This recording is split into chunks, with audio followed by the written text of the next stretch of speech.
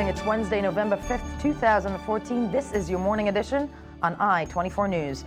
Coming up later today, Republicans sweep both the House and the Senate in the United States midterm elections. Is America taking a sharp turn to the right?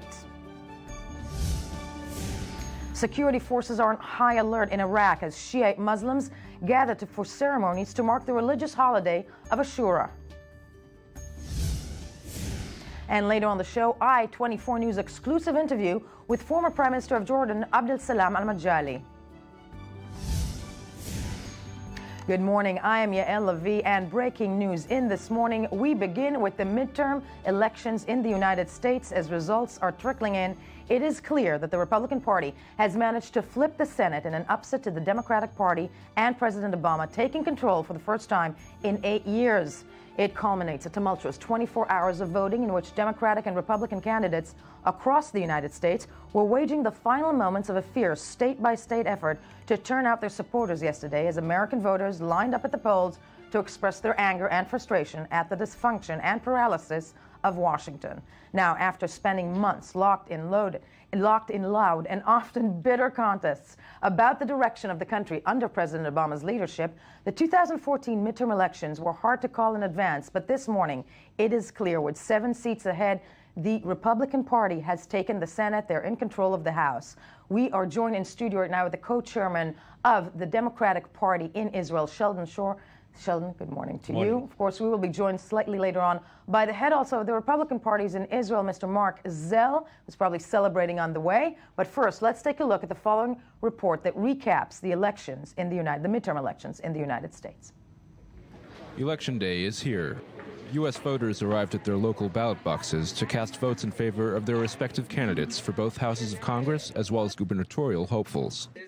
I've got 100 locations across North Carolina right now with 10,000 volunteers hitting the pavement, knocking on doors, reminding people the difference in this race and the importance of exercising our constitutional right to vote. The stakes are high. At the heart of this election lies the battle for control of the Senate, where Democrats are desperately trying to salvage what was once a formidable majority. Their chances aren't looking good. The GOP is hoping to make a net gain of 6 Senate seats, which will give it a 51-seat majority in the upper house of Congress. Various statistical models have been published concerning the probability of this happening. The New York Times put the chances of the GOP taking control of the Senate at 70%. The Washington Post statistical model, however, put those chances at no less than 98%, a near certainty. The Senate Minority Leader, Mitch McConnell, is himself involved in a tight race for his own seat representing Kentucky, and is hoping to become Majority Leader. You know, a lot of people try to tell me how to do my commercials. Hey, Mitch, what about using a talking baby? That's been done before. We'll end with you and bloodhounds. You know, maybe this isn't such a bad idea. I'm Mitch McConnell, and I approve this message. McConnell's opponent is Allison Lundergan Grimes, one of many Democratic candidates eager to distance themselves from an unpopular president. I'm not Barack Obama. I disagree with him on guns, coal, and the EPA. And Mitch, that's not how you hold a gun. Should the forecasts be realized, it will be a far cry from the 2008 elections, which swept President Barack Obama to power, with impressive Democratic majorities in both congressional houses. Those majorities enabled the Obama administration to pass a series of major legislation packages, including financial stimulus bills in the wake of the subprime crisis, as well as a controversial healthcare reform bill. We are done. Anything similar will be a near impossibility with a Republican-controlled Congress, assuming a new spirit of bipartisan cooperation does not descend upon Washington. Looking at the report that recapped the day of election yesterday, but breaking news in this morning, in this last hour, the Republican Party takes control of the Senate, as all the headlines in news media and outlets are reporting. We are joined from New York by our senior columnist now, Chemi Shalev. Chemi, good morning to you. Good morning. So it seems fairly clear the Senate is in Republican hands? The Senate is in Republican hands. The Republican majority in the Senate will be much bigger and much more solid than I think almost anyone anticipated. The Republicans will be increasing their already sizable majority in the House of Representatives. And I think that what will hit home most for Americans, but maybe a bit more distant for Israelis, is that the Republicans have also notched up several very significant and surprising victories in the battles for governorships, not only in Florida, where the Democratic candidate was supposed to win, but even in traditionally democratic states such as Illinois, Maryland, Massachusetts was just declared for the Republicans. So it's more like a rout than a defeat for the Democrats. And on the other hand, I think all evening the columnists and the analysts on American TV were debating whether this is a Republican wave. I think by the time people wake up here tomorrow morning, they will decide that it was actually more like a tsunami. Chemi, right words. And when you said, all these states that flipped and actually were projected or are usually Democratic, you mentioned Illinois. We have to remind viewers, actually, that also Barack Obama, the current president of the United States, that's his home state. When it comes to the House and the Senate being held by Republicans, how does that bode for the American president? Let's explain to our viewers the next 2 years. What is he able to do, if anything? Well, I think that depends more today on how the Republicans will work out their own strategy towards dealing with the president. I think we will see in the next few weeks a battle inside the Republican Party once they get over the hangover of their parties. Between those who think that the party should now actually make an effort to cooperate with the president more so that it will not appear to be a naysaying party that doesn't know how to participate in government, and those on the ideological right who will say, well, our obstructionist policies brought us this victory. There's no reason for us to stop them now that we're on the way to the 2016 presidential election. So we have to wait and see how that plays out. And also, I wouldn't go too far in this lame duck theory about Obama. He has the ability to resuscitate and to recuperate from the situation that he's in now. And don't forget, this is the American Constitution, which still gives him a lot of leeway and a lot of authority, especially on the issues that matter to us more, such as foreign policy. If I may add one more thing, I think that the most significant aspect of this victory from our point of view will be if and when the president and the administration achieve an agreement with Iran, which includes some sort of action on sanctions, that will lead probably to quite a serious clash between the administration and the Congress, and with Israel standing in the middle of it. So that could be a very dramatic juncture and a very dramatic change because of the new reality in Congress. Not only, if you may add, I would love for you to elaborate on that, because everybody's wondering here right now, is Netanyahu, Prime Minister Netanyahu of Israel, actually sitting in his office right now with a bottle of champagne? But because when it comes to Iran, and the clock is ticking on that, on those meetings in 3 weeks, we believe, do we think that the president has can he actually go ahead and go in with an executive decision if the House and Senate try to torpedo any type of a deal signed with that country? Well, first of all, I'm not sure that the November 24th deadline is sacrosanct. I think if you go into the details of the decisions, it's quite easy for the two sides to postpone the deadline by at least 2 months till January. And two, the president definitely has the ability to conclude with the Iranians any agreement that was in the works already anyway. The question is, how much harder will it be for him to sell it to the American people and to the American Congress? And there's going to be a major battle over this in any case. The president will claim that he does not need outright Senate approval because he's not taking the sanctions away altogether. He's just reducing them, which is in his authority. The Senate will, and especially a militant Senate, will try to reassert itself. We may find ourselves even before the Supreme Court before this thing is over. But I don't think we should tell ourselves that because of this new reality, the president is now unable to reach an agreement, which Israel may not like and may not like for good reason. Obviously, but speaking of, executive decisions and, war zones around the world, when it comes to the Senate and the House and the current battle against ISIS, there's now talk that the Senate can actually force the Prime Minister to send boots on the ground. Is that a projection that people are speaking about in the United States?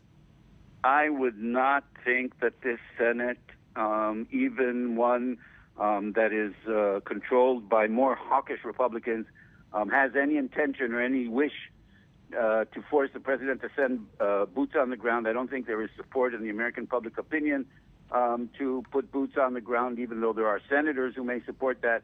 And I also think that we should be aware that within the Republican Party, the rising star of the Republican Party these days is none other than Kentucky Senator Rand Paul, who is absolutely against any more U.S. military involvement in the Middle East. I think that there will be pressure on the president to increase military pressure against ISIS. There will be more criticism of him if he is seen as not being strong enough. But I don't think that there's going to be any immediate push for boots on the ground unless ISIS strikes out against American targets somewhere. Right. And finally, when it comes to, as you mentioned, people who stood out in these midterm elections, any projections looking, and in your expert opinion, any projections looking at possible candidates for presidency on either side in the next 2 years coming up, looking at 2016? Well, on the Democratic side, it's almost boring. I mean, the question is whether Hillary Clinton will decide to run. Most people expect her to run, and if she will run, she may not be as popular as she was, say, 6 months ago or a year ago, but nonetheless, the nomination seems to be hers. On the Republican side, on the other hand, there is a wide-ranging group of diverse candidates, which frankly would make the Republican primaries and the Republican race much more interesting and stimulating for the American public, not only for us journalists. Both, well-known names such as Jeb Bush and Mitt Romney, but I think more importantly, the charismatic and more ideological senators, especially the trio of Marco Rubio from Florida and Ted Cruz from Texas, and the same Rand Paul from Kentucky. It could be one of the most stimulating and interesting races that the Republican Party or any party in America has seen for a very long time. Hamish Lev, senior columnist for Haaretz, joining us from New York. Thank you so much for bringing us this live update of the breaking news. Joined in studio now also by Mark Zell, head of the Republican Party in Israel. Congratulations, Mark. Well, thank you. It's been a long night. You're about to cry. No, well, wow, I know. It's been a long night. Yeah, it's been a great night. I've been following it, and we have a team from Israel that's been working hard, and 3 of the Senate races that we won, North Carolina, Colorado, and Iowa, and we're just really just overwhelmed by the results. I really didn't expect. I mean, I prayed and hoped that it would happen, but I wasn't sure that we could actually master the ground game that the Democrats really had an advantage over us for the past couple of elections. And we put a lot at the party, we put a lot of effort and money into improving our ground game, and that seems to have worked. That'll put us in a very good position for the 2016 race. So at least it'll be a level playing field. Sheldon Shore, head of the Democratic Party in Israel. I mean, I'm sure because I know you guys so well that you're not going to congratulate Mark. Mark is clearly happy. How does this bode for the Democratic Party? I mean, this is losing control of the Senate. This is losing control of actually being able to help the president do anything over the course of the next 2 years. Well, clearly, right now, at the end of it, while one is still in a bit of shock, it's a little bit too early to make accurate assessment of what is going on. But I think a few things can be said. Number one, in 2006, the Democrats won by a charismatic president who led a new coalition. And it looked like this would be a coalition that would last for a long time. The Franklin Delano Roosevelt coalition of 1932. Yeah, 2008. And the Franklin Delano Roosevelt coalition of 1932, that coalition of people lasted for about 4 decades. Would this be another dynasty? The coalition was that of women, of youth, of Hispanics, and this looked like this was something that would carry the Democratic Party. Well, it hasn't worked. They didn't support the Democrats in this term. What we see is a few different changes. Number one, the Republican Party has spoken out, has reached out to many of these groups and has put out candidates of Hispanic and African Americans, and so therefore that has breached into the coalition. A second thing is that the idea of a charismatic president seems to be lessening. Thirdly, the Republicans have weakened their arguments that we've heard all the time in terms of abortion, gay marriages. This has been a big issue with the Republicans. I didn't hear anything about that in the campaign right now. So that's why I mean we have to reassess what are the real issues that motivate Americans, who are the people that would support parties. And I'm hoping, maybe, I'm an optimist, that maybe this reach out by the Republicans and this change over here, could this mean that the polarization that we've seen that has been so divisive and so harmful to America in the last decade or so, perhaps the parties may be getting closer together, and perhaps they might even work together. There is an argument that actually one of the journalists on our show pointed to an article that claimed that most of the Republicans that swept with the House and the Senate were campaigning on more liberal agendas, or actually did not say the word abortion, etc. The campaigns were fascinating, as always goes for American elections. I got to tell you guys, you give good elections. But when it comes to the campaigns and the viral campaigns, Iowa, the big upset, one of the seats that was won in the Senate is Joni Ernst. Right. I want us to take a look at her campaign video that went viral, actually, over the course of the big farmer. A big farmer. Let's take a look at Joni Ernst from Iowa. I'm Joni Ernst. I grew up castrating hogs on an Iowa farm. So when I get to Washington, I'll know how to cut pork. Joni Ernst, mother, soldier, conservative. My parents taught us to live within our means. It's time to force Washington to do the same. To cut wasteful spending, repeal Obamacare, and balance the budget. I'm Joni Ernst, and I approve this message because Washington's full of big spenders. Let's make them squeal. But before you speak, that's clearly a commercial that would never work in Israel. I'm kidding. But yes, please. Well, unless it was a kosher pig. If it has to be a kosher pig. Look, yes. I want to say, I got to say, I mean, this business that the Republicans campaign in a liberal agenda, you just saw it. That's baloney. The Republicans did, and we made a conscious decision, the Republican National Committee. I've been attending the meetings in the last year, not to go off on social conservatism, as the abortion and gay rights and this kind of thing. It just doesn't resonate. It doesn't get us traction with the public, and is not really what the public is concerned about. The public is concerned about basically two things or three things in this election: the economy, national security, and America's loss of standing in the world, and the dangers posed by Ebola and terrorism and everything else, and the health care. And so, and you'll see that almost every one of these candidates that run, they ran on that. They talked about cutting the waste in Washington. They're talking about balancing budgets. They're talking about repealing or amending Obamacare. They say it. This is not a liberal, this is not, and they're talking about living within your means. I know, but the decision not to use words such as abortion, and I'm asking because I'm telling you, I'm explaining it to you. Joni Ernst is a woman she's Tea Party related. Our platform clearly states, I mean, she's against abortions, for example. Sure she is, but the party, I'm telling you, we've made a conscious decision about this. The people, it's not that the people don't care any less about abortions and everything, and these other social conservative issues. But that's not going to be the move. This is not going to get us into wolf in sheep's clothing. Is that it? No, it's not. No, it's not. It's not what the American public is engaged about. They're engaged about about their pocketbooks. They're engaged about their physical security, their borders, what's going on and around the world, including this part of the world. They're concerned about. They're concerned about health care. They're less concerned about abortion and these other things, which are important issues to a lot of people. And frankly, to me, no. But to a lot of people, yes. Be a woman for that, yeah. Well, okay, but those are important issues to be discussed, but not as a national agenda. And the party has made a conscious decision about this. But it is not campaigning on a liberal agenda. It's talking about a political and economic conservative agenda, which has been the core issue of Republicanism for the past 50 years. And this is what's going on. Now, another thing I've got to say, you're expert, so-called, in Washington. Yeah, well, New York. Okay, New York. About Rand Paul being, the rising star in Washington, the Republican Party.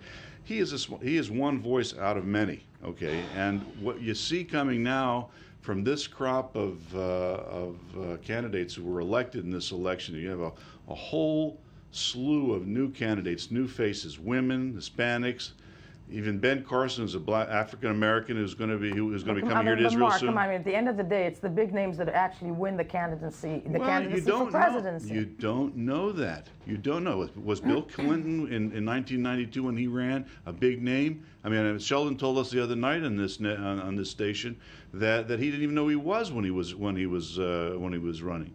So that's the beauty of American politics. Okay, we just don't know where these candidates are going to come from, and who's going to resonate with the public. That's why the Republican race in 2016 is so exciting, and I can't wait to get into it. It starts today. It starts today. The race starts today. You know, very exciting. But before I continue with a million questions, Sheldon, you want to answer? Yeah. No, well, I'll tell you, there are two things that really worry me, and. If the Republican Party continues its ideological conservatism and tries to foist it on the American people, that's not going to be good. It's not going to be good for the American people, and it's not going to be good for the world.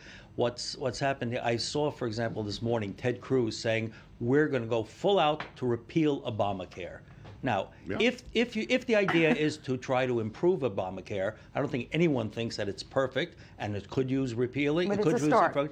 But if the idea is to simply pull it down, I think you're going to see a veto. You're going to see here fights, and I don't think it's going to be good for America domestically. Look, but Sheldon, let me tell you, excuse me. But the Republican Party is not calling for the absolute repeal of it. They're talking about Ted Cruz says he's for the repeal. Section by Joni section. Ernst said she said today in her conference just a few moments ago. I don't know if you heard it.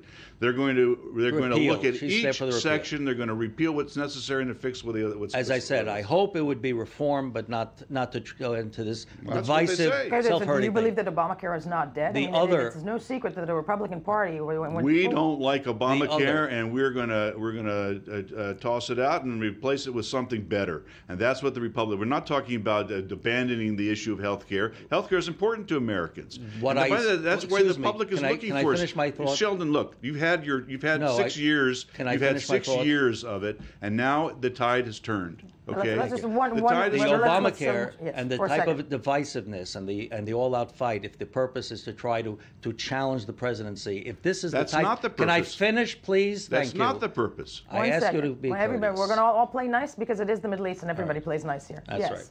Okay. Go ahead. That must be the case. Yes. Go. Now I lost my thought entirely.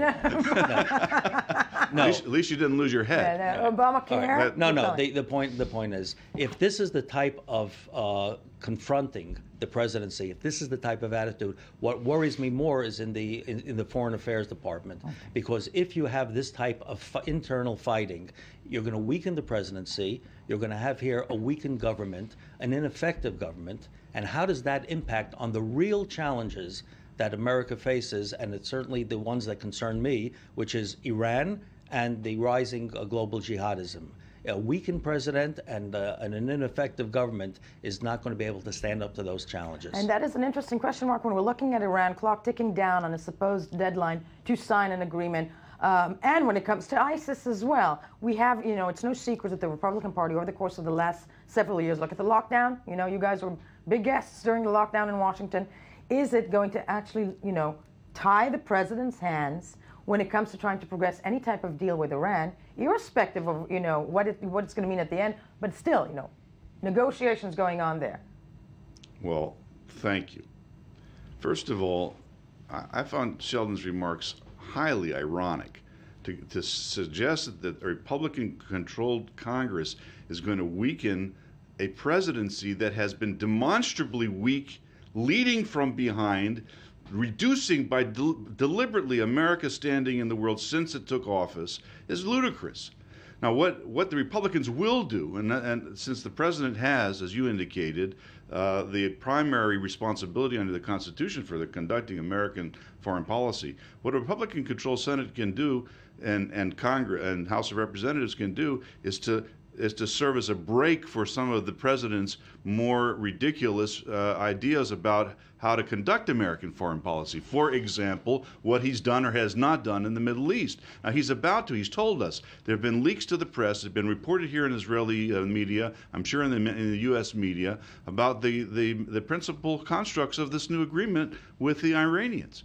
I mean, it's just make your hair stand up. 5,000 minimum centrifuges. I won't go into the whole thing. You know, Yael, what we're talking about. And the president has told the country that he is going to push this thing through before the new Congress comes in, and without even referring it to Congress, because he doesn't want to get hung up with congressional concerns about sanctions. A Republican-controlled Congress will say something to the president. Listen, your deal with Iran is bad. Now, you want to sign an agreement, we don't like it.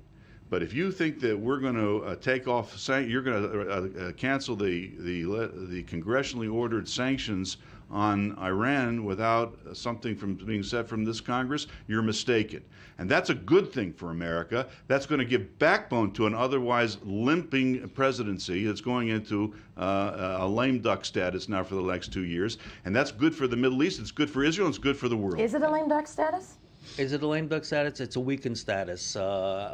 The president clearly has fewer options right now. A president who is going to go out in 2 years, no matter what he does, even if he's a superstar and everybody loves him and he's very effective, he's still going out in 2 years, which means people are already looking past him. And to have a Congress that is of a different party. Now, just because it's of a different party doesn't mean that both people can make decisions that are good for America and they can work together. And that's why I said I'm worried if the purpose is confrontation. But if they do work together, then it still can be an effective presidency and can still meet the challenges that we have in the Middle East. Let me chime in on this. First of all, you'll hear most every one of these candidates. Gardner just said it in Colorado a few minutes ago, Ernst in Iowa, Tillis in North Carolina.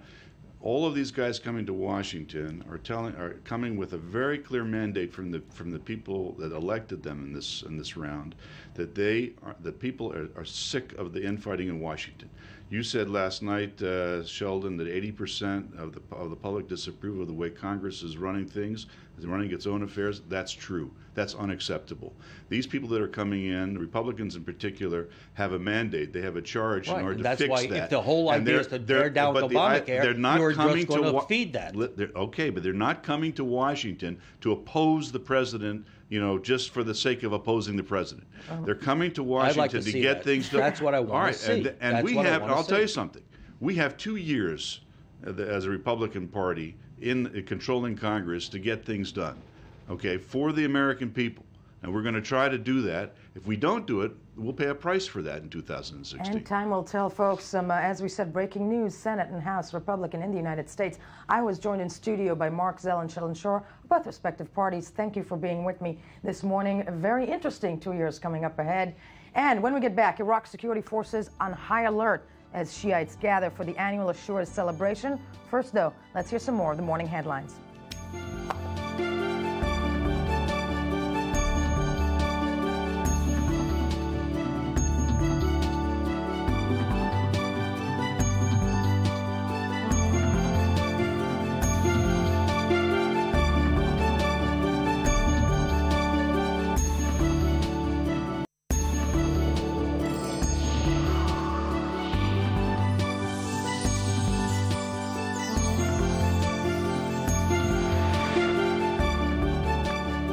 Thank you for joining us. I-24 News, November 5th, where we say hello and good morning to Anthony Grant.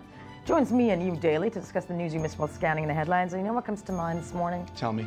Remember the 5th of November?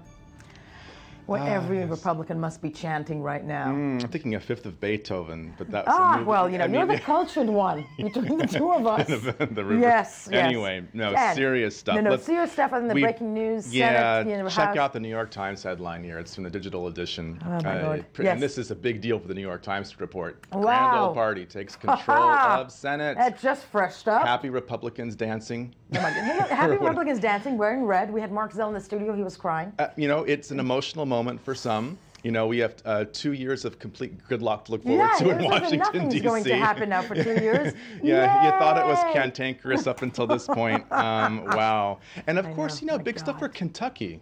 Really? No, Yeah, Mitch McConnell. Yeah, Mitch McConnell, I know. You know, who was tipped sort of at one point not to get win, it, but and because his, the opponent, the Democratic opponent, Allison Grimes, who was actually a Democrat, but running on this platform, we never got to it in the first half hour. I'm glad you're mentioning it. On this platform of, I may be a Democrat, but I don't agree with Obama on anything. Right. She really distanced herself. From, as many people did, and that didn't work. It didn't seem to work that well. And of course, there's going to be a meeting of both sides. Obama has called for, I think, on Friday. Wow. So he's already everybody. Let's please play nice. I think it's going to be something like that. Yeah. But again, this is going to be parsed in policy wonks rather than a field day in Washington D.C. I know, so. and I got to say, it's exciting that news is not coming out of our region for one morning. Yeah, well, guess what? It is. It is. Okay, yes, and for that we have you. New York Times, again, with a really important headline, actually from yesterday, I believe the story broke. Role for Russia gives Iran talks a possible boost. Now, this is a potentially big deal because it is, of course, November. And according to the report, Iran may be agreeing to ship uranium to Russia as part of a nuclear deal should it be signed with the P5+1 nations coming up in a couple of weeks. This could be huge. Or not. We'll see. It's huge. It's interesting that I think the deadline is the 24th of November for a deal signed. What I'm very fascinated by, the headlines that you bring dealing with Iran, when you look at Russia already, it's these plans being made ahead of time before a deal was even signed, as if leaders of the world know something that we don't. Like a prearranged marriage. Exactly. And it's already done, and you'll take this, and I'll get that, and we'll get enriched uranium, which is quite frightening to think that maybe there's something that we don't know. I mean, it could be a little bit of, I don't know, maybe not such a done deal, but the one aspect of it that is referred to in the article is the special fuel rods for the Bushehr plant, which would make it difficult for them to convert to weaponize. They're the ones that would be apparently potentially shipped to Russia. And we know that it was over a year ago now that Russia, in terms of the Syrian crisis, kind of stepped up to the plate in a way that the United States was about to, but kind of creatively didn't really have the... And that was Putin's big moment. That was Putin's big moment. And yesterday, well, let's not getting into that aspect, but Putin is, of course, kind of like the secret player on so many fronts these days. Oh, yeah. Yes. But I'm thinking of, if this is, and correct me if I'm wrong, this article purports to hint that, nuclear, elements would be shipped to Russia in a deal. I think that's great. Let's bring nuclear, capabilities more back to Russia and recreate the Cold War. Yeah, well, it's already in progress. I mean, you could say the famous reset with the U.S. and Iran and Russia is always something that's under the spotlight. Yeah, great morning. Interesting. Again, back to our region, the Jerusalem Post says that the European Union's new foreign policy chief, Federica Mogherini, is set to visit Israel and the Palestinian territories this weekend. Say it again. Federica Mogherini. Nice. She's lovely, 41, smart, very, how shall I say, enthusiastic about seeing a Palestinian state by the time she leaves office. She's got a 5-year term, so she gave an interview to Le Monde, to The Guardian, kind of setting out what she would like to see happen in the region. And let's see, she's replacing, of course, Catherine Ashton. And would not succeed in achieving that goal. I think she placed it also at somewhere top in the agenda. And fascinating stuff to watch what she does, and as she takes over for Ashton, who was a huge player in Middle East policies, politics, and actually whatnot. At this moment, kind of, she still is. She's still in. And she's taking over when? She's taking over this month, I believe. This month, so with the Iranian deal, the clock ticking on that, she would be a player. But you know what? Kudos off. Yeah, go ahead. No, I was going to say, I think Catherine Ashton still has a role with the Iran talks, so I'm sure they're kind of comparing notes. Notes. And I got to say, kudos to the European Union for having women in charge. Yeah, that's the one thing she used to be the foreign minister of Italy. Nice. Yeah, so she's 41. Wow. Anyway, so that's the one to watch. Oh, The Guardian, actually, I mentioned just a second ago, has an interesting story about some Libyan soldiers, which actually they were being trained for as military training in Cambridgeshire in the UK, but most of them are being sent home after a series of sex offenses. So. Yes.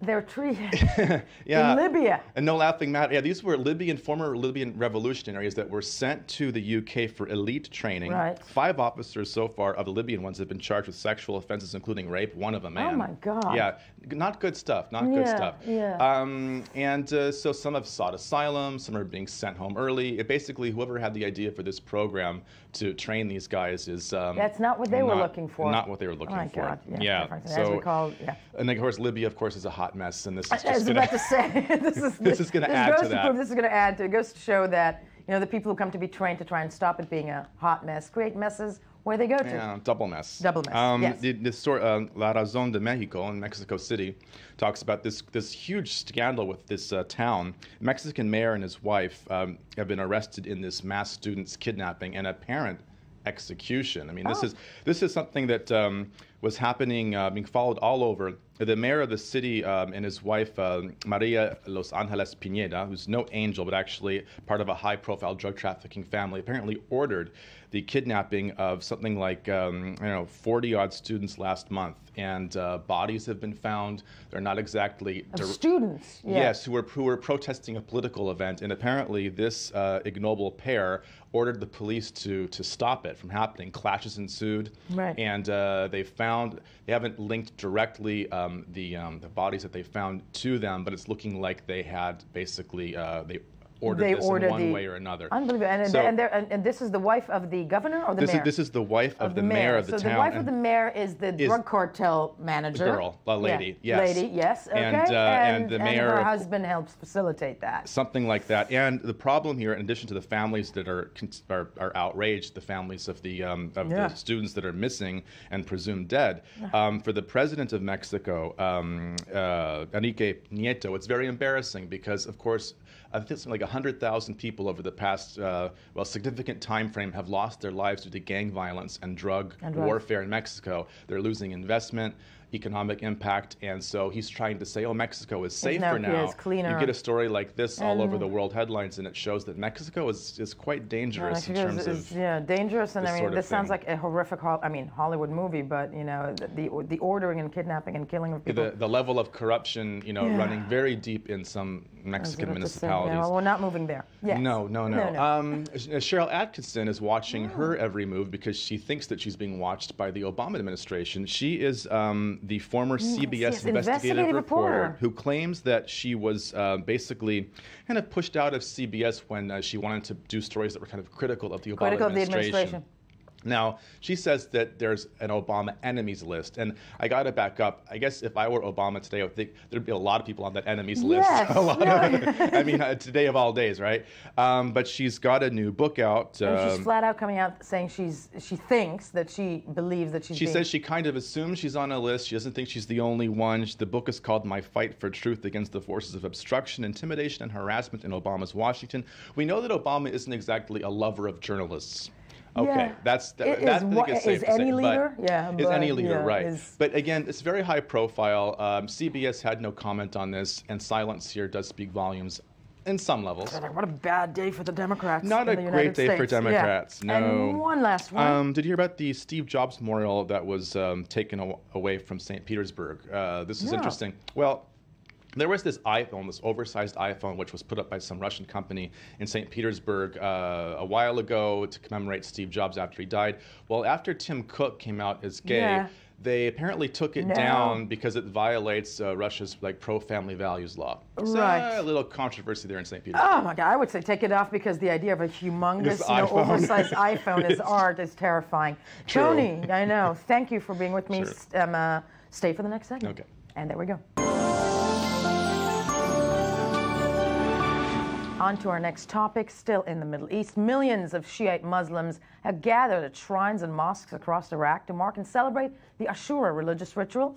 The Iraqi security forces were on high alert for any repeat of the attacks that have inflicted mass casualties during the past pilgrimages. And let's take a look at the following report before we break it down.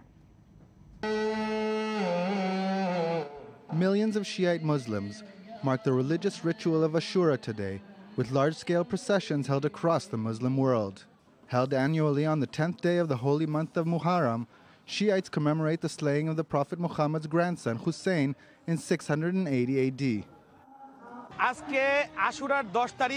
On this day, Imam Hussein, the grandson of Prophet Muhammad, sacrificed his life at the field of Karbala to save Islam. So we observe this day to commemorate his sacrifice. In Shia-dominated Iran, millions of black-clad mourners took to the streets and mosques to hit their chests in unison while chanting poems and words from the Quran. In other countries, the days around Ashura tend to be especially tense, with the large gatherings of believers making a lucrative targets for terrorists seeking to maximize casualties. Violence between Shiites and Sunni Muslims has been fueled in recent months by intense sectarian battles raging in Syria and Iraq. In Baghdad earlier this week, Shiite pilgrims were targeted in a string of attacks resulting in at least 26 deaths. And in Nigeria, 15 people were killed Monday in a blast targeting an Ashura procession. Violence was also recorded in the Sunni-dominated Saudi Arabia, where masked gunmen killed 5 people opening fire on a crowd leaving a Shiite place of worship. Security was extremely tight in the religiously diverse Lebanon, where authorities prevented vehicles from entering the Shia-dominated southern suburbs of Beirut, which have been the target of numerous attacks in the past. The festival, however, did prompt a rare appearance by Hezbollah chief Hassan Nasrallah, who spoke to thousands of supporters in the Lebanese capital. Nasrallah, whose forces are fighting in Syria alongside the troops of President Bashar al-Assad, usually addresses supporters via video link for fear of assassination by Israel. With no sign the sectarian strife is abating, Shiites are sure to have many more martyrs to mourn in the future. And we are joined from Erbil, Iraq by freelance reporter Hermione. Hermione, good morning to you. Good morning. And just to start off with Iraq, Ashura, I think nothing represents the sectarian, divide in the Middle East when it comes to the religious holidays. More violence reported against any type of Ashura celebrations in and around Iraq this morning? No, the pilgrims themselves, there has not been any violence against them thus far, which is the Iraqi security forces have been making a concerted effort leading up to the pilgrimage to make sure that they were not targeted. About a week ago, the Iraqi army managed to retake the town of Dur al-Shaka, which is very strategic and sort of leads into Karbala. So that was a huge advantage. And they've also deployed somewhere in the region of 30,000 soldiers and other security forces to make sure that the pilgrims are protected. Having said that, in the 48 hours leading up to the pilgrimage, around 40 people were killed in and around Baghdad in suicide bombings targeting the Shiite community specifically. Right, and when it comes to, mobilizing, as you just mentioned, and really quickly, 30,000 soldiers trying to protect them. Simultaneous to this, there are reports this morning, though, that ISIS is gaining traction actually where you are in northern Iraq. And I'm wondering if those soldiers can help mobilize and try and stop that. But moving to the ISIS story, as this holiday is progressing, what is going on with the battle against ISIS? Clearly the Sunni-Shiite divide, and are they really gaining force in northern Iraq? I'm so sorry, I couldn't hear your question. Actually, this line. No, that's okay. Is ISIS gaining traction? Are ISIS fighters making gains in northern Iraq, as is being reported this morning? Yes, we're hearing that about 60 kilometers southeast of Erbil, that the ISIS are fighting back against Kurdish security forces. So there's a battle going on there.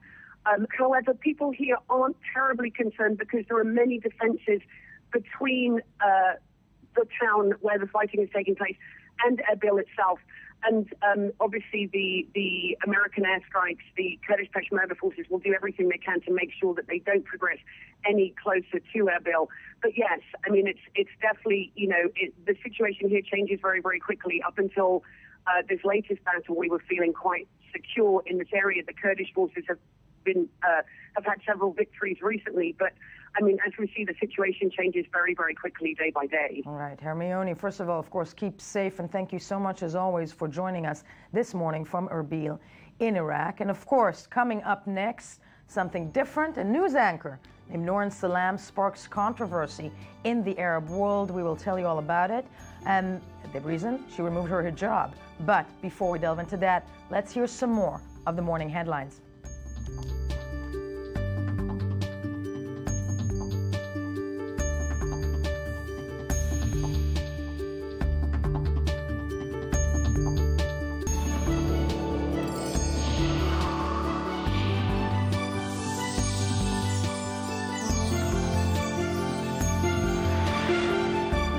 Welcome back. It is still Wednesday, November 5th, 2014. This is still the morning edition. Last I checked, I am still Yael Lavi. Breaking news this morning, House and Senate Republican in the United States. That has some meaning for us here in the Middle East, but we already discussed that. So thank you for staying with us, because we are moving on to something different, and that is the hijab debate. It tends to resurface whenever religious freedom clashes with religious coercion. This week marks both the Jakarta Fashion Week, the world's largest Muslim fashion event, and the personal decision of a former Al Jazeera anchor to continue presenting the news without her hijab. And to discuss that and see how much controversy that raised, we are very happy to be joined in studio by I-24 News culture correspondent Shahar Peled. Shahar, good morning to you. Hi, good morning, Yael. So as we speak, the world's largest Muslim fashion event is taking place in Jakarta, and I think it's a great opportunity and opening of a window for us to take a look into Muslim culture and tradition. So let's start the discussion by watching Ayman Siksek's report about this former Al Jazeera news anchor who decided to take off her hijab, currently Al Khayat news anchor. Let's take a look. News anchor Nouran Salam surprised viewers when she left Al Jazeera for the Egypt-based Al Hayat TV channel. But the career move wasn't the only decision she made. Shortly after beginning her new role, Salam removed her hijab, the traditional Muslim head cover. The move sparked an animated debate on news channels across the Arab world, with some critics accusing the news anchor of sacrilege. Rumors spread in the Arab media that Al Hayat pressured Salam to remove her head cover to boost ratings, but the channel was quick to refute the claims. These are lies put forward by Al Jazeera, who aims to even the score with the Egyptian media. The media in Egypt conveyed the anger of the country's people during the rule of the Muslim Brotherhood and played a major role in ending their reign in the country. Thrusting the Muslim Brotherhood into the argument is no accident. After leaving Al Jazeera, Salam too slammed the channel for being biased in its coverage of Egypt. Al Jazeera had come under continuous criticism for its position on Egypt. In July this year, Egypt sentenced 3 Al Jazeera journalists to 7 years in prison for allegedly reporting false news and supporting the Muslim Brotherhood.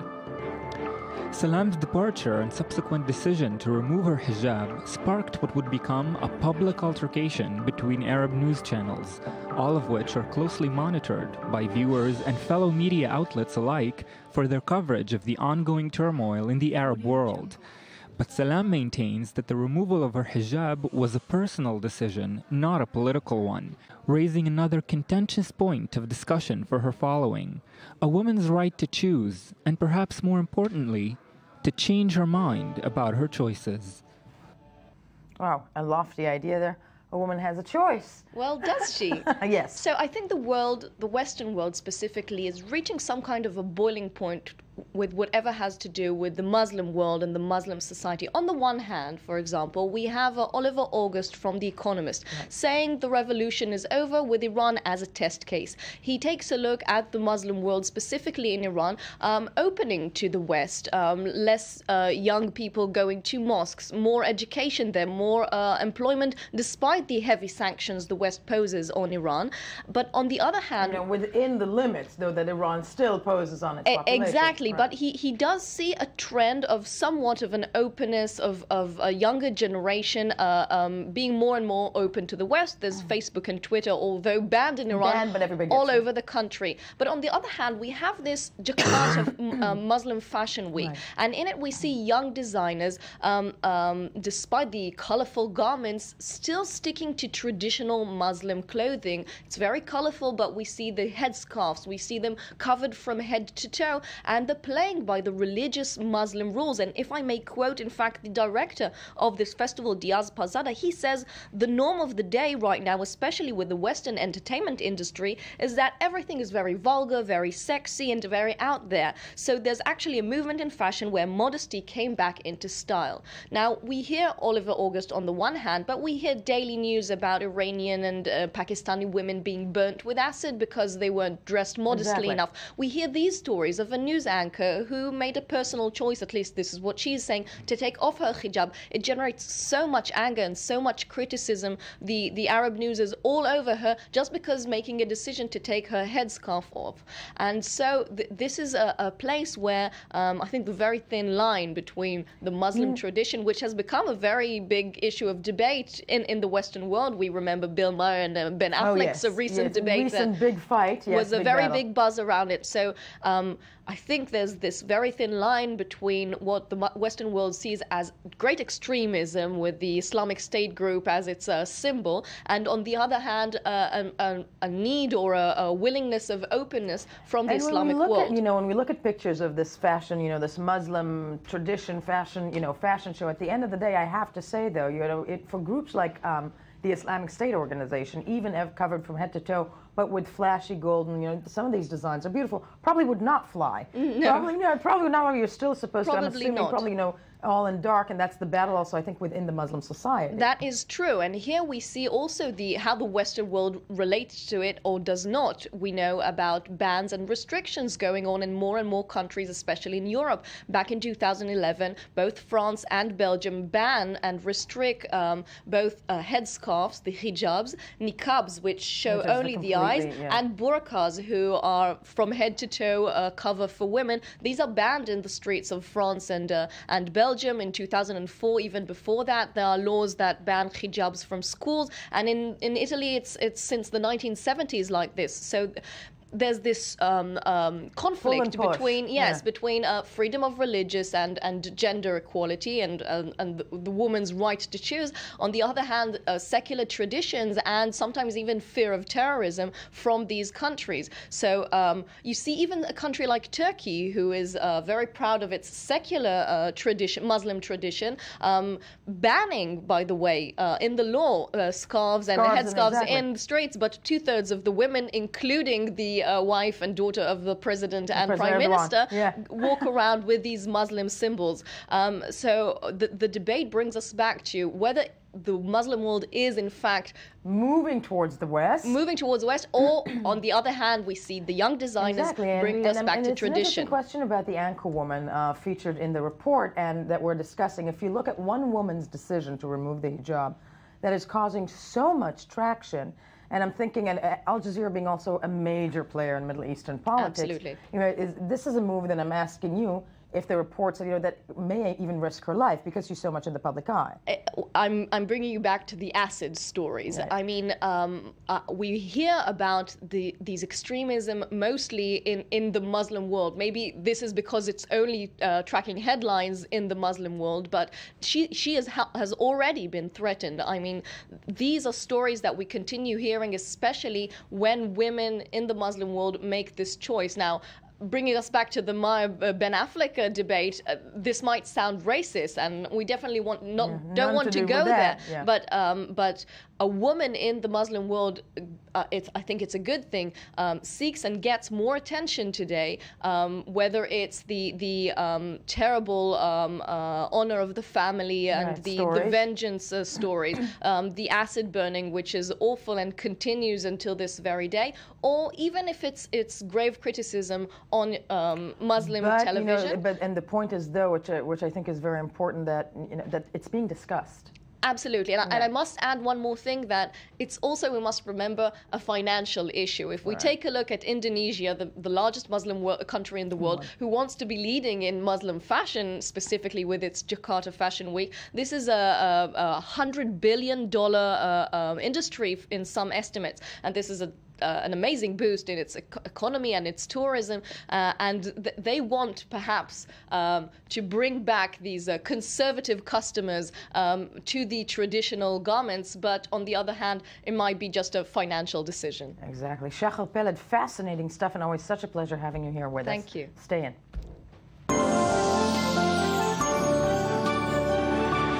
And we've locked Shachar Peled in our studio because When do you get a chance to sit in? With pleasure. I know, to sit in on the viral spiral that is the Tony Grant extravaganza of the morning. Did I say oi? Oh, you did say oi. I'm talking like an old Jew. No, I will. I will finish it off with a V. And yes, take it away. I want to talk about Jews actually. Yes, please well, do. you saw. Speaking of women too, that last week that video of the woman walking around New York City getting harassed, has inspired a lot of parodies. Okay, and one of them is Seth Rogowski's of the show Running Late, his 10 hours of walking around New York City as a Jew. And it is quite revealing, funny. Maybe we can take a quick look at part of that. Let's take a quick look.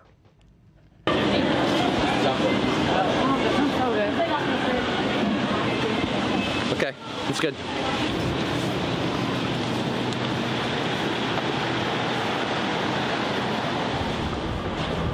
Excuse me, are you Jewish? You gotta be Jewish. Are you Jewish? Hello? Come on, you're not fooling anybody. Are you Jewish? Excuse me. Oh, you're Jewish. Come on. Come on, don't hide it. 3,000 years of beautiful tradition. Now repeat after me, Baruch. Hey, Moshe, make me bracha. Little something.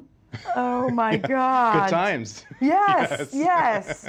I think, there's actually a movement in Brooklyn, and we can discuss this because we're Jews, of non-Jews saying, can you stop coming to us and asking us to pray? Maybe that's related to that. Maybe. Not that I ever lived in Brooklyn. Yeah. Oh, yeah, wouldn't want to go that far. No. Yeah. Exactly, please. But that's a form of catcalling, in a way. It is. Yeah. And talk Don't about whistle wardrobe. your religion I got to say, some of those wardrobes on the ultra-Orthodox could use a little fine-tuning. I know. A little splash of color. Little pink. Yeah, little pink, little orange. Little orange. Something besides black. This is Polish garments of the, I think, early 18th century. Yes. So they move on, people. You know, black looks best on a penguin. I gotta say it. Not a racist remark because and our host, of course. Exactly. And yes, and because I wake up in the morning and I think black is the day. Yeah. But yes, and the move was amazing. Penguins, speaking of penguins, did you hear about the penguins that adopted the robot penguin? They're a little gray there. 40 shades of gray. 40 shades the of gray. 51st shade. Oh, let me just jump into that group. Let me hug so you all. Cute. Group hug. Oh, we love them so much. Oh my God. Oh. And they're like, who is this guy? Who is this guy? Yeah. Okay. I love those birds. Yeah, we're here to give you the all updated news on animals. And the Atlantic Monthly made a splash because of that thing about the chicken and the poopy poop. Yes. The other way. Okay. Well, the Atlantic also published this story, which I think is insane, saying that pop stars really do die younger than the rest of us.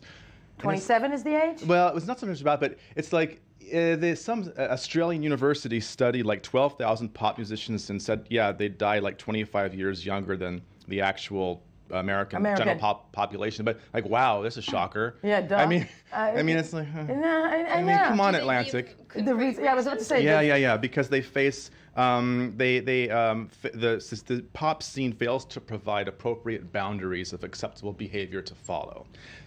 I mean, the pop scene, I have to say. I was thinking it was the crack. In one word. I think that, the answer to that would be crack. And also, folks, if you make that much money, maybe you can afford to actually put those stops in place yourself. Something to Does that I'm effect. not. Yes. I mean, it's all very hard being in the public eye, as I should know so well. Now, speaking of but we caffeinate here. Speaking of drugs, though, you heard of Bitcoin? Yes. Well, there's also Darkcoin. Darkcoin is the dark web. Yeah, the dark web. It's this cryptocurrency which launched earlier this year, and now online drug dealers are accepting it as a form of currency. So this was reported on Wired.com, not by me. Oh my God. And on apparently this site called Nucleus, you can use Darkcoin to buy LSD, MDMA, and marijuana. I mean, it may not be legal depending on your zip code or country of where you live. No, but there's also there's web currency for crack. Actually, now. Calling Rob Ford. It's all combining. Yeah, I mean, you read this stuff, you think, how, the dark web. I mean, it's crazy stuff, but it's out there, and it's kind of scary. I think it's mostly terrifying. The only thing that goes through my head right now is, my 2-year-old is never touching a computer. Going out to the street. I'm just locking her. Turn off the electricity. Speaking of forbidden areas, Judi Dench's derriere has been in the news. Yes, Dame Judi Dench. Really? Apparently. She did not do one of those butt selfies, no? She did a tattoo of Harvey Weinstein's name. Bullshit. No, This is oh my God! I should not have said that. No, it's a hoax. No. This is not. I read the Apologies in advance. I read the article 3 times. She tattooed Harvey Weinstein's name on her behind. She owes a lot of her cinematic success to Harvey Weinstein's backing. No, I have to see it myself. Flying to London on a plane right now to see it myself. On a special investigative mission. This made me curse on the air. I know. Wow. Yeah. Okay. The reveal came during an awards ceremony in LA a couple days ago, and the reveal? The revelation. The revelation. Yes. Okay. She didn't go. And by the way. No. Well, actually, she did to Oprah apparently on a separate occasion. Some people are saying it was just hennaed on. Some people are saying it was permanent. But wow. She's 79. She's hip. She's very hip. My mom is 80. I'm giving her a call right after the show. I cannot believe M has Harvey Weinstein on her butt. For you to investigate, honey. The journalists reached out to her reps. They didn't get back to them. So, Wow. Anyway. I'm sorry. We got so excited, and sadly, we have to say goodbye. I know, because I got overexcited. But stay with us as we get back. We have some exclusive interview with the former Prime Minister of Jordan. Nothing about tattoos in the behinds of Judi Dench. Thank you, Tony. Pleasure.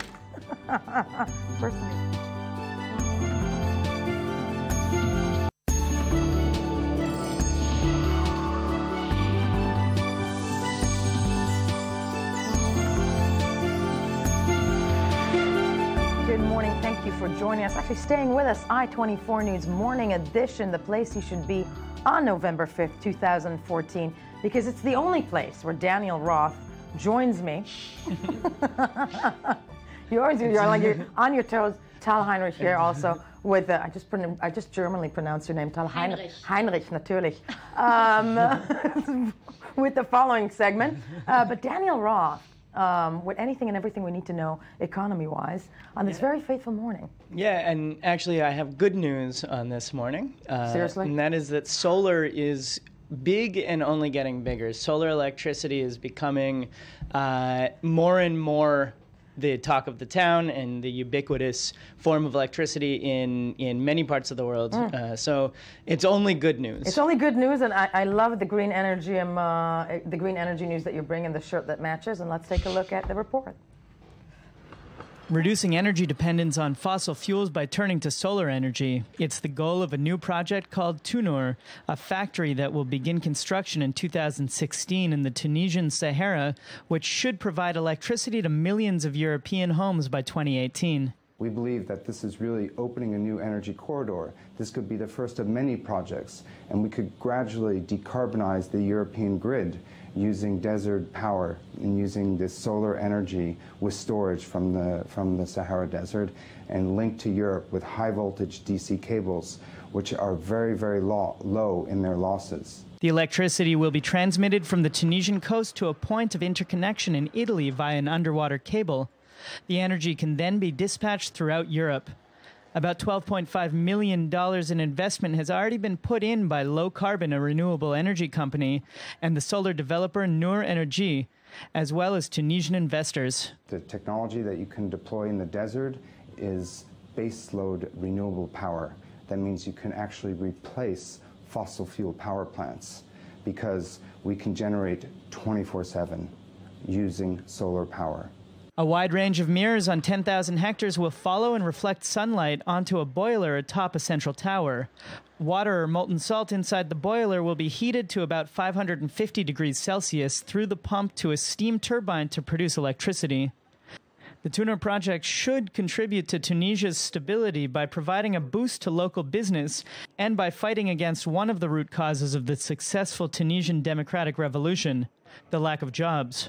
A lot of this equipment can be manufactured by local Tunisian companies, and that will create employment and employment opportunities for the Tunisian youth. And that's one of the problems that the country has had. It's one of the causes of the revolution, is that there isn't enough growth and enough jobs being created, and we hope to be able to contribute to that through our project. Making the sun a source of wealth may soon be the case in Morocco as well, where the first concentrated solar power plant will be set up in 2015 for just under $9 billion. It aims to produce 2 gigawatts of electricity, the same amount as the Tunisian project. It's enough to power 2 million homes, according to the Reuters report, and could reduce the energy dependence of Europe on Gulf countries and Russia. Well, Daniel Roth of The Economy magazine, before we continue this, I think that if green is in, okay, then that may mean that oil is out, and that will really change things where we're sitting right now. But how big is this? Yeah, big time. When we say this, green energy can sustain 24/7? Yeah, so the technology is consistently getting better. There's investment from small companies on the ground to huge companies that investment from Elon Musk's Solar City. Elon Musk is a fan favorite. If you don't know who Elon Musk is, then you're not look him up. Check him out. He's a billionaire that everyone loves. Exactly. He's your friendly billionaire. Yes, but it's not so far off from the truth. Solar is really changing the landscape. Tunisia is digging into this. Now, it's still small scale. This, as you heard, this particular factory, or farm, depending on the terminology you use, will power about 2 million homes to begin with. It's not much. Which isn't much, but it's a start. But if you look at, say, the UK or Germany in June, for the first time in history, had a day on June 9th, I think, they had a day where more than half their electricity was powered by solar. And this is in a not-so-sunny country. Yes, where you really need that energy. In the UK, their capacity is more than twice as much as this particular farm. So, and the UK is also, it's just growing exponentially every year. And I'm interested to see, because the report mentions, Tunisia, Morocco up next, setting plan.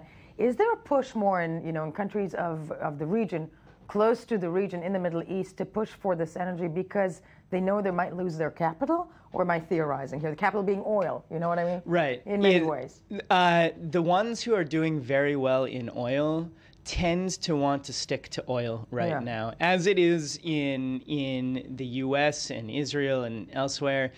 Politicians tend to think about the one-term future. They're not thinking 5, 10 they're not thinking long term. So in these cases, a lot of these people are saying, you know what, we've got oil, let's stick with oil until we're forced to move to solar. And Saudi Arabia, big oil producer, also could be a big solar producer. If it chooses so, and I think Abu Dhabi maybe has also various solar. They have various solar energy fields, which to me was always interesting to see that, almost as if they're foreseeing the future. Maybe not the politicians, but fascinating stuff. Also coming up today, there's the economy report about climate change that The Economy magazine will be dealing with. Absolutely. It's not unrelated, obviously. The move towards solar, the reason people are looking towards this is because there's all of these reports coming out saying all these fossil fuels we've burned for the last century and a half are killing us. Yes. Take note, people. Yeah. The science is in. The temperature has gone up 0.85 degrees. We've got a total of 2 that we can go up before we get to dangerous levels that end civilization, to put it bluntly. Not to be dramatic here or anything like that. Yeah. So, I mean, this report is really saying the main takeaway for me from this report was that there's not a huge impact that will be felt on the economy in switching to green energy, in switching to a sustainable environmental policy. The economy will feel about 0.06 reduction in growth based on the annual growth rate that's expected for the next century. Yeah. It's next to nothing. And we might survive. Right. And planet Earth may live. It's like, take a little hit and live, or make a lot of money and die. Right. We're going to leave it up to viewers and people of this world to make that decision. Daniel, we've locked you in the studio. Because, I'm here. Yeah, you're here. Yeah, it's all locked, by the way. Nobody's leaving, ever. Because we are moving on to something very exciting. Tal Heinrich, who I pronounce your name very correctly, I do, don't I? Of Focus magazine, who just came back from Jordan. I love Jordan, personally, with an exclusive interview with the former prime minister. Yes, so we decided to put the focus this week, you like it that I keep using the word focus on Jordan in light of the 20th anniversary of the peace treaty between Israel and Jordan. No, I love it that you're saying it, because we actually covered on the day of, the 20th anniversary, and we have to remind viewers that that's one of the few treaties that actually survive. Yes. In the region. However, some might refer to this peace as what we call cold peace. I mean, the two societies are barely in touch, and only recently, we heard King Abdullah criticizing Israeli government measures in East Jerusalem. So we went to Amman. It was like 48 hours ago. It was my first time in Amman. I was very excited. Yes. Wow. Oh, were you there? In the past? Yeah. Yeah, no, not 48 hours ago, but many times. Yes, okay. many times. All right, so we went there to interview Abdel Salam al-Majali, Dr. Abdel Salam al-Majali, who is the former Jordanian prime minister who signed this peace treaty back then in 1994 along with King Hussein, Yitzhak Rabin, and Bill Clinton. Yesterday we marked the assassination of Yitzhak Rabin 19 years ago. And Bill Clinton was observing. We all remember the lovely, balloons, the handshakes, cigarettes. Yeah, exactly. Yeah. I know. And so back then, Abdel Salam al-Majali described this treaty as the end to the age of wars. Nice. Now he had a more contemporary perspective. Let's take a listen to what he had to say to you. We were hoping that the future will be brighter than the past. Unfortunately, it did not reach some of our expectation from that, because there were a lot of promises about development, about trade, about air transport, and about the Wadi Araba to be almost, as far as I remember, Perez used to call it, the place to call Wadi Araba is going to be the paradise of the Middle East. Still, it is a desert. Well, I mean, the interesting thing I find about that, because, I think you weren't born when the peace was signed, but I was. I was 10 years old. I truly remember this day. I want to tell you something. I was sitting at my best friend's house. Well, we were 10 years old. Yes. And her mom was holding, like, her baby brother, and she was telling him, you see, Val, watch TV. This is the reason why you won't have to join the military when you grow up. Well, 20 years after, this guy joined the military. He got his release. He was an officer. And wars are still and we're still here. Yeah, but speaking of that moment, which we remember very well, covering it, and it was this moment where he thought the Middle East is about to change. But there are trade. There is Jordan and Israel, and granted, some people will argue that a cold peace is better than no peace, which a cold peace is something that actually sustainable. But there are trade agreements between Israel and Jordan. It's interesting that you brought this point up, because when I talk to businessmen on the Israeli side of the border and the businessmen on the Jordanian side of the border, they told us, we don't have time to wait for politicians, Sometimes business and economy might be a common ground for a peace treaty. You don't have, I'm preaching to the choir. Come on. No, but very, very, very true. I'm not, and I don't even want to say naive, because one of the things that the people who try to progress peace in the Middle East keeps telling to the residents of the region is that economically anybody and everybody is going to benefit from it. So it's mind-boggling why this is not moving on. The numbers are in. It's totally it's true. It's factual. So there's one more thing that it is important to mention, that the fact that Abdel Salam al-Majali was willing to give us this interview, and he was willing to answer all the tough questions. And trust me, some questions were very, very tough. Like, we asked him, you were there, the Jordanians, until the War of '67. Why didn't you establish in the West Bank the Palestinian state? What did he say? He started speaking of unity, and I didn't feel so comfortable. No, the answer to that would be, and if we're looking at, just because, I'm of ancient age, is that Palestinians are the majority in Jordan. But the ruling party is Hashemite. And so at the end of the day, the ruling party, but it's not, I wouldn't even call it party, the king, the king is Hashemite, and they want to maintain their sovereignty. So for them also, they didn't want a Palestine. Nobody's ever going to say that to you in an interview. Of course. So we need to remember that only last week, Walid Al-Baydat, the Jordanian ambassador to Israel, warned Israel that settlement construction and the attempt to maybe change the delicate status quo at Jerusalem's Temple Mount might endanger this peace treaty. So we also asked Abdel Salam al-Majali what is his personal view regarding what's going on in Jerusalem. Let's take a look. Oh. Ashley, sadly, we have only 1 minute. I'm told that we were so enjoying let's finish it on a more the more optimistic. What he was saying is that Jerusalem is not affecting Jordan, but he did blame, right? He did blame Israel. He blamed Israel. He blamed the American government of too much intervention in the Middle East. He said that Obama's analysis of what's going on in this region is completely wrong. And this was a big headline. He has an agreement with the Israeli administration. They feel the same way. True. Anyways, but also he told us off record. He told us about the special relationship between King Hussein back then and Yitzhak Rabin, and Golda Meir. The King Hussein and Golda Meir used to meet in a hotel called the American Colony in Jerusalem and have drinks. Seriously. Oh. Yeah. And so he finished this interview on a more optimistic note. Right, in which he said, and sadly I think we don't have time, but what did he say? He said that if the leadership of Israel really believes him, yes, we can let's hear what he had to say. If the leadership of Israel really believe in peace, the Arabs, at least as far as I know, I am not a fanatic, as far as I know, they want peace.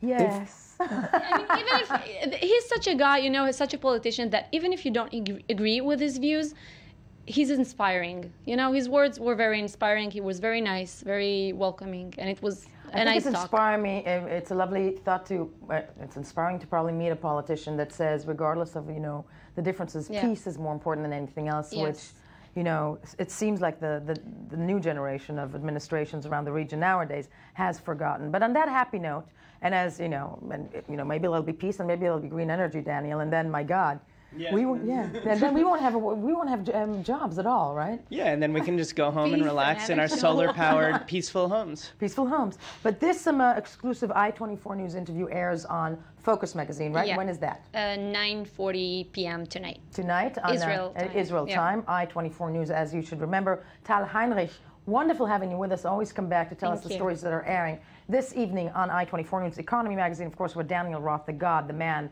the green energy guru, will be every single day. And, of course, do not forget to check us on Twitter, Facebook, I-24 News Morning Edition, where you get all your news and where you should tune in tomorrow morning to get another fix for your morning news on I-24 News. I'll see you tomorrow.